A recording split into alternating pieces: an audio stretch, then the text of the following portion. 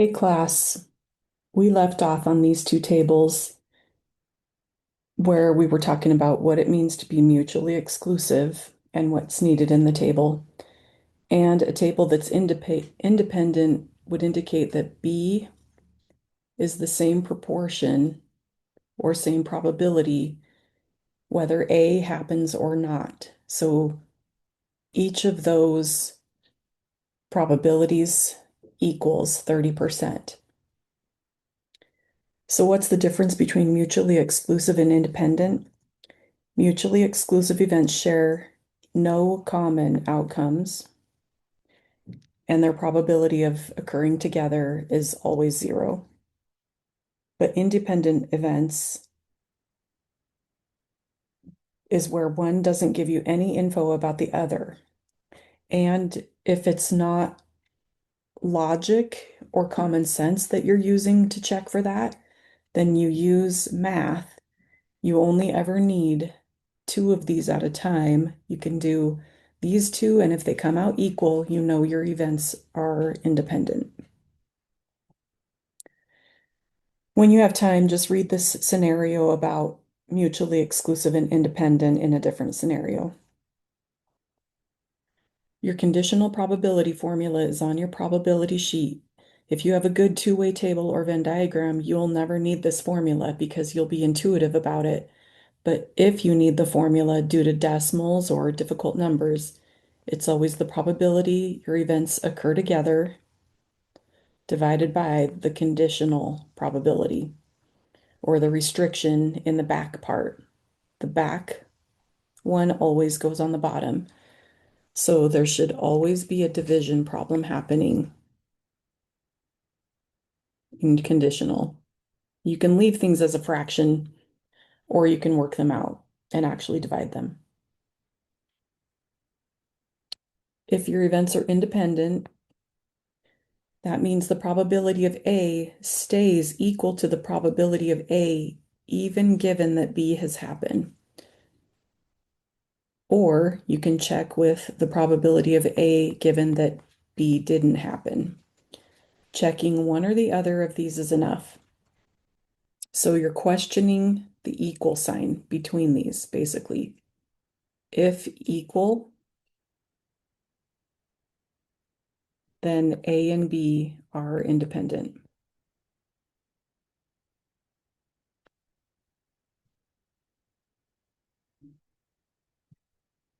Here's just another example of some conditional probabilities. This is the data from the sinking of the Titanic. The first question is, what's the probability they were third class given they survived? And so your restriction is the survivors, and then look for your third class out of that total. In other words, a survivor, of all the survivors, there was 34% chance that they were third class. Another one down below is find the probability they survived given they were not first class. So on this bottom one, you sometimes have to add up anything that's not first class. And so you can use multiple columns or multiple rows to do conditional probability. And you can see that you just add up your survivors that were second and third class and divide by the total of the second and third class. This picture right here I just included to show you that these two-way tables can also be given to you as decimals already, and you still just add things up and divide in conditional probabilities. Okay, turn the page.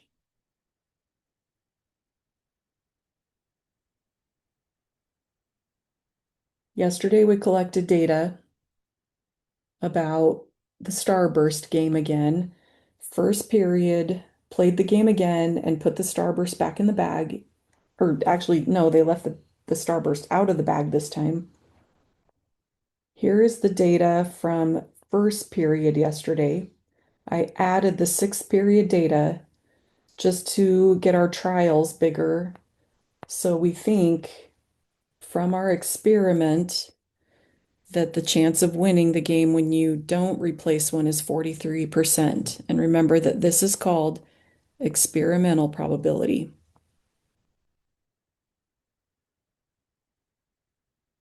We're going to now use a tree diagram, though, to calculate the theoretical probability of winning the game when you don't put one back.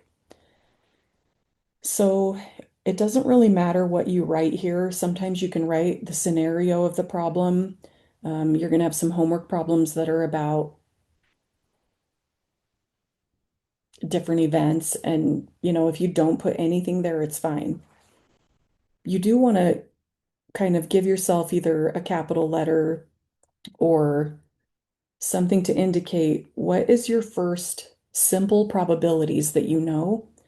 And so this set here will always be what I call the simple probabilities. They are not conditional or restricted to anything. So the probability you were going to get a red out of that bag was 4/6. And the probability you were going to get yellow was 2/6. And that's on your first drawn out starburst.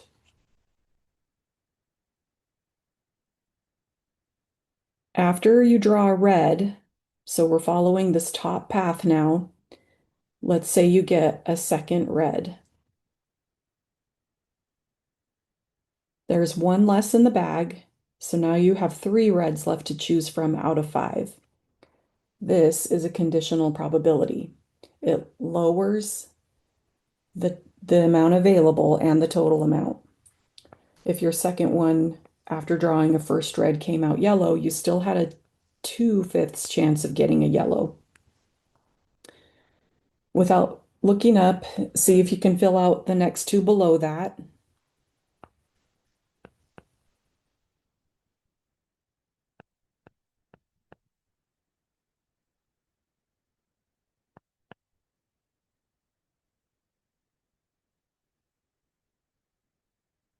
Okay, one of the things I'd like to point out here is that at the start, your simple probabilities will add up to 1. And at each of the sets of branches after that, those things should add up to 1. So this is how you can catch yourself making a mistake is always check these splits in your branch of your tree diagram and make sure they are equaling 1.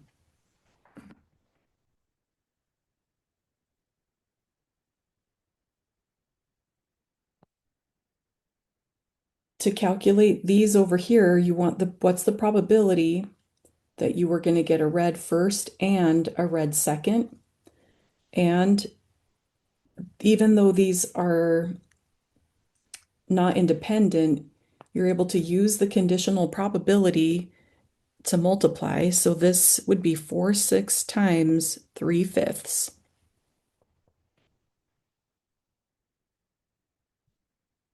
Out here, I'm going to write them as decimals. Let's continue filling these in. So again, it's like you're following a branch. We want a red and then a yellow next.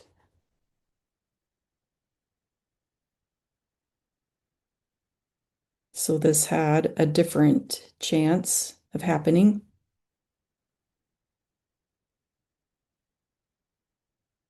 Oh, 6/7. Follow the next branch and then the last branch.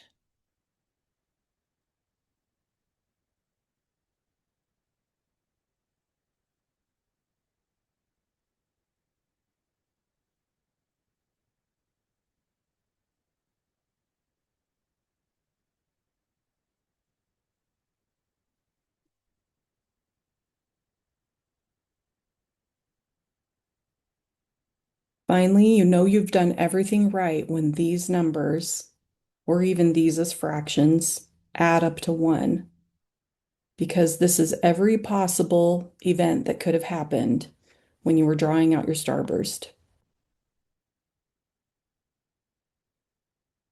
These are called conditional probabilities.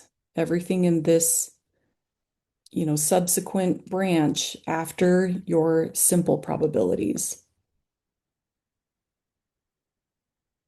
And these are the intersection of those events, one happening after the other.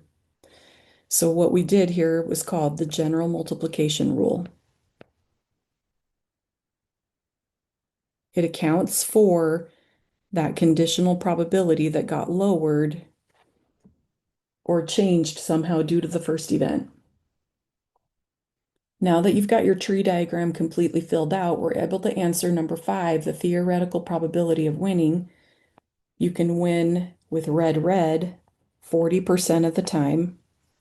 Since this is or and the yellow doesn't have an effect on it, winning with yellow just gets added on as 0.67.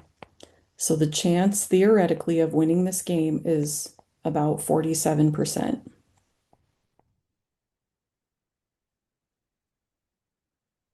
You guys did pretty well. Both classes together had a 43% chance of winning. You can also use your tree diagram to answer other probability questions. So, what's the probability that the first candy was red, given that the person won the game? First, write that in probability notation. And if you can't think of just a singular letter, sometimes I write, extra words. So we want a red first, given they won the game. If I turn that into the formula following our formula sheet, it would look like the probability we got a first red and won over the probability of winning.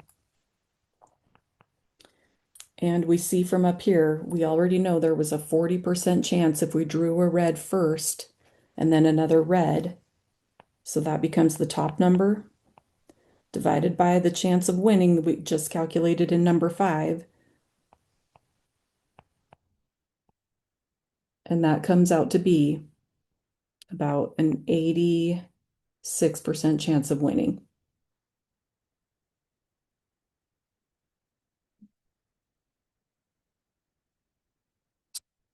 Okay, there's these problems that will occur that are called at least one. At least one means you can get 1 or 2 or 3 or 4 or any larger number of some event or something you're drawing out of a pile. The opposite of at least one is none. It's the only thing that you're not counting. So I could look at my tree diagram and look at all the times I got at least one yellow happened here, here, and here. And I could just add up those numbers pretty easily. So 0.267, actually, I'll write it like this.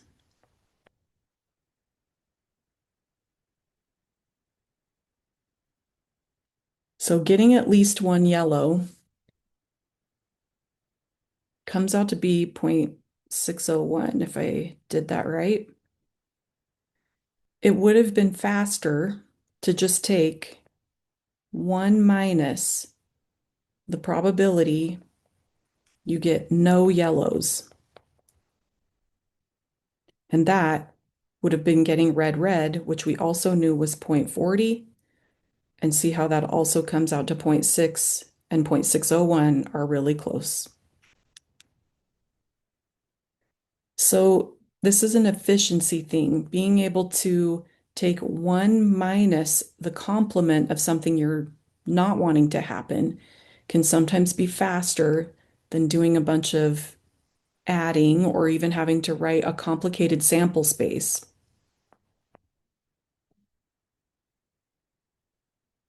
I have to keep these videos under 15 minutes to post them.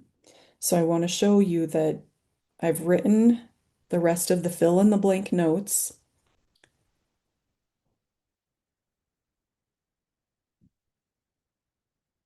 Read through this page and copy down the notes, and then you can start some homework, which means I'm not filling out this yet, and we're going to do this together on Friday.